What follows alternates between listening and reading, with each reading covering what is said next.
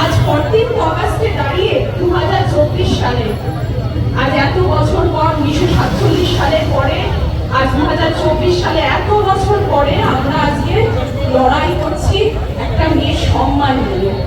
এটা আমাদের প্রত্যেকের সম্মান।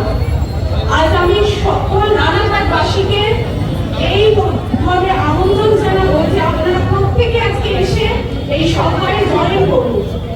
আপনাদের প্রত্যেকের পার্টিসিপেশন আমাদের জন্য খুব ইম্পর্টেন্ট, কারণ আমাদের প্রত্যেকের লড়াই এটা আমাদের কারোর একার লড়াই না, এটা আমাদের মানুষ হিসাবে সোচ্চার হয়ে ওঠার লড়াই।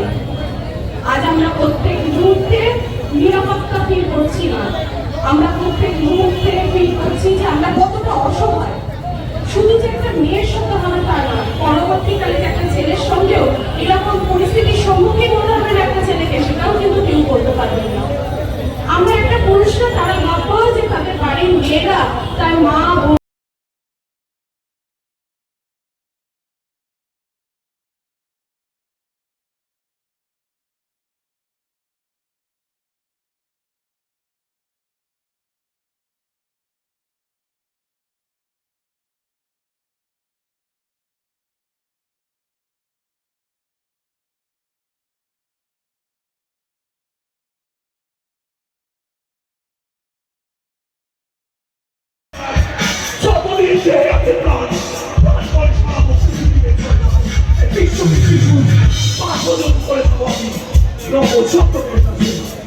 প্রিয়